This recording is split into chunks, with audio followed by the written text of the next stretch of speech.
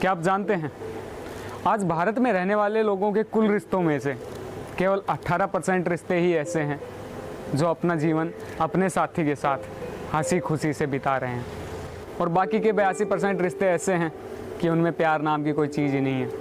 अगर है तो बस एक कॉम्प्रोमाइज़, एक ऐसा कॉम्प्रोमाइज़ जिसमें यह निर्णय लिया जाता है कि यदि आपका साथी आपके लिए कुछ आपकी ज़रूरतों को और आपकी इच्छाओं को पूरी करता है तो बदले में आपको भी उसकी कुछ ज़रूरतें और कुछ इच्छाएं पूरी करनी होंगी। चाहे वो ज़रूरतें भौतिक हो सकती हैं या फिर वो ज़रूरतें शारीरिक हो सकती हैं। माना कि जहाँ पर 2 बर्तन होते हैं वो बजते भी हैं, पर हर दिन की इस कलह से इंसान अपनी खुशियों और अपने मन की शांति को खोकर तनावग्रस्त रहना शुरू कर देता है। यहाँ तक कि इंसान के मन में आत्महत्या के विचार आने लग जाते हैं। लेकिन क्या आप जानते हैं कि इन झगड़ों का कारण क्या है? इनका कारण तभी से शुरू हो जाता है जब इंसान छोटा होता है।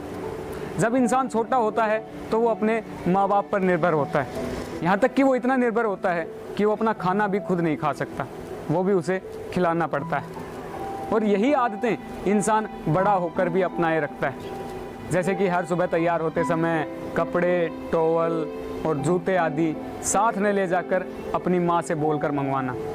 यहाँ तक कि जब सर में दर्द हो जाए तो अपनी माँ से अपने सर को दबवाना।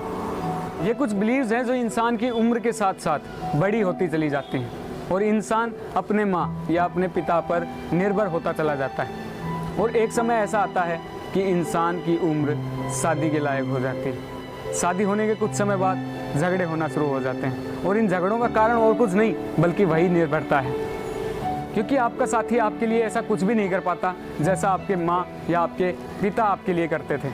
आपका साथी भी वैसी ही परिस्थिति में बड़ा होता है, वो भी अपने माँ बाप पर निर्भर होता है, और शादी होने के बाद दोनों एक दूसरे पर निर्भर हो जाते हैं।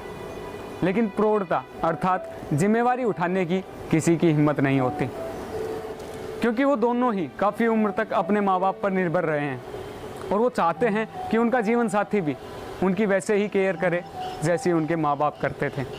पर उस समय ऐसा कुछ भी नहीं होता, क्योंकि वो दोनों एक दूसरे पर निर्भर हो जाते हैं। जिम्मेवारी उठाने की किसी में हिम्मत नहीं होती।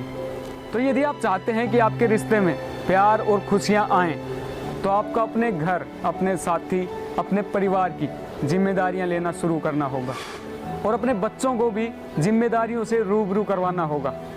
वरना जैसा हाल आज उन 82% रिश्तों का हो रहा है, वैसा ही आपका या आपके बच्चों का होगा।